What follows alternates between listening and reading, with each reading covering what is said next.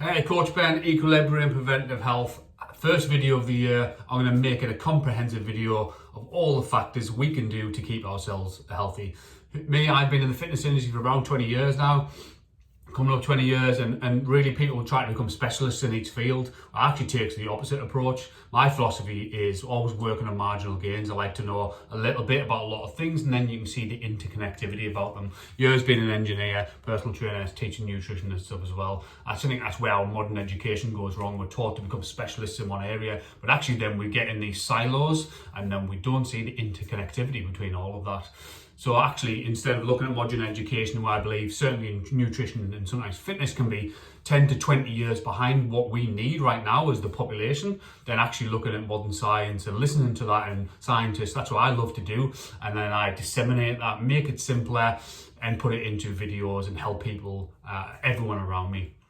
It's all about supporting our immune system. And I've tested my immune system in the harshest of environments, living in a jungleless island in Sierra Leone for 2 years, and eventually getting rid of malaria medication because it was messing me up. And I actually proved that having a strong body and mind, even in harsh environments where people are dying of malaria, that actually was okay. So building a strong immune system and having belief in it. First thing I want to talk about is breathing. Breathing through your nose. We've all become mouth breathers. There's lots of good education and books out there on it.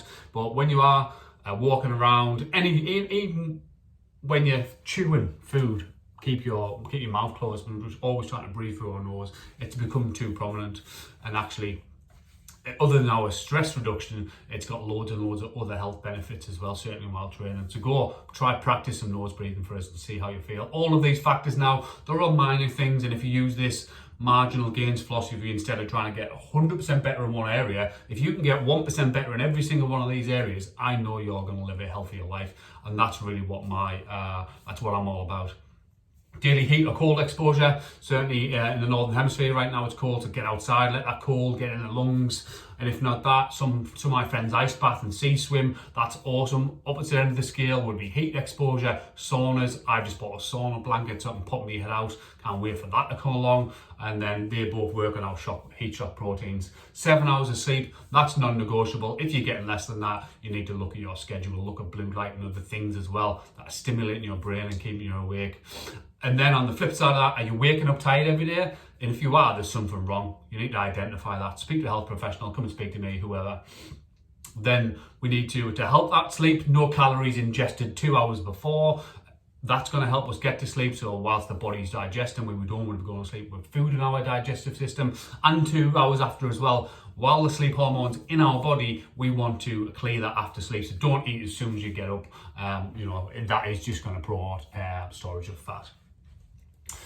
Keeping the bedroom cold at night, linked to sleep as well. 16 degrees, I believe. So open the window, keep some fresh air. Get it dark, put an eye mask on. I've got blackout curtains, blackout blinds, but also then as soon as the sort of sun gets up, let's get up and have an alarm on, and let's get up and get that sun. Because what we need to do is we get sunlight in our eyes, not with sunglasses on, by the way. We need sunlight in our eyes to actually set our body clock, and it only takes about 15 minutes. On brighter days, even less. But in the winter, even on this crappy day that we've got outside, go outside, 15 minutes, walk the dog, freshen up. Ideally, that would be in the morning. But if not, go out at lunchtime at work. If you haven't got 15 minutes to get outside at work, you need to change jobs. We need to look at ourselves. And one of the biggest things we do is set our body clocks.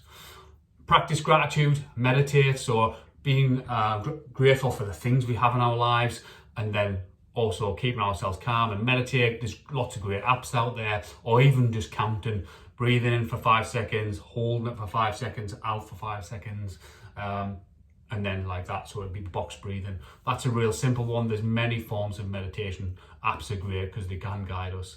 Journal daily, write down our thoughts, structure our day, give ourselves action steps. And that's a good way to write down our emotions as well, see how we're feeling. Because if we do lock in our emotions, I was the worst person ever for that until I went and got counselling. That will mess us up. Let's get our emotions out. Our emotions will do this all the time. You just got to let them happen, but also listen to them at the same time. I've been a trainer for 20 years and I've always trained people in gyms, but do we really need a gym membership? No. Go buy a good coat, get out into the hills, walk and run out like I say, we don't even ever have to have a gym membership. Buy a good coat, get onto the hills and just walk up steep inclines. You never even have to run, and everyone can walk. Just about everyone can walk. And if you can't, let's get you out in other forms as well. Lots of water. We need 2 to 3 litres of water a day for most people generally. That's obviously critical because our liver needs that. We need to flush everything out.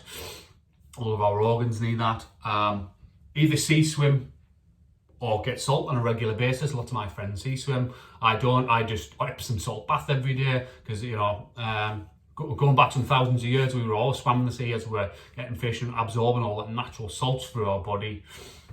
Fasting and time restricted eating on a daily basis. 12 hours or less. So 12-12 would be where the benefits really start. So not eating for 12 hours. That includes in milk in your coffee and any other thing that has calories in. Restrict that window down. Forget about calories. Just stop eating calories during that time window, and you will start to see bodily changes and health changes. For every hour less than that 12 hours, you will get some insane health benefits. Go and try it, and then slowly over time, you don't have to do the same hours every day. I've just restarted mine, for example, and we did 12 on the first day, 16-8 yesterday. I'm going to do 12 today because I've got a business thing, and that's just life. So really make it fit around you, but try to get 12 hours in every single day.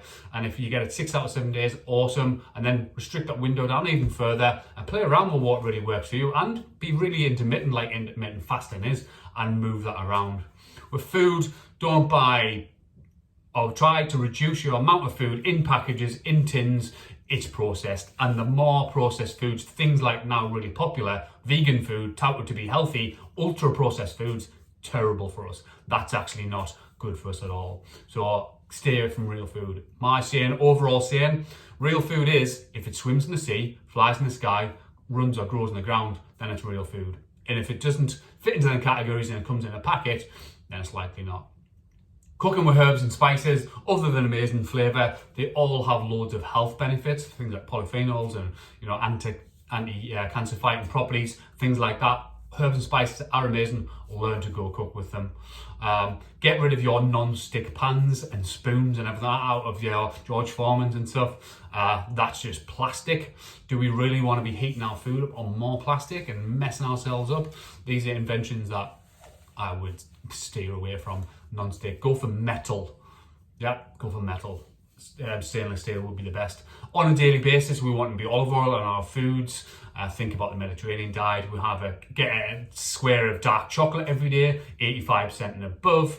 Whilst on that, let's cut sugar down. Let's keep it to a minimum. I know people who have 6 chocolate bars a day and then try to balance it out with salad. That's just not going to happen. We want to keep sugar down to a minimum. That is absolutely going to mess us up on an internal level. Not going to get into the science of that. But they'll take a massive killer right now, leading to all sorts of disease. Alcohol, keep that to a minimum, obviously, you know that. And then actually there's loads of things we can't get in our diet anymore. We just simply can't get things in our diet anymore. Micro and phytonutrients that just don't get taught in modern education, including the stuff I didn't know for years. But actually we need to put essential fatty acids in. If you've heard that term, go and research it. There is loads, there's almost 50 years of research into that now. We simply need it in our diet, either through wild caught Alaskan salmon, and you won't really get much better than that. It's really expensive if you want to go buy that. You would have to ingest about 2.5 to 3 kilos a week if you wanted to get the right amount of EPA and DHA into your body. That's too expensive, and most people soon will need a supplement. And whilst I'm on supplements, I take 3 supplements every single day, and I've chosen Zinzino to do that as a company. From what I know personally in all my research, there isn't a company out there that do better, that make their products better, that own the whole entire process and not sell it out to someone else and just have a massive profit margin. They make products that work, and actually the first company to do blood test proven. So if you want to see how it's affecting your diet and your supplements and affecting you.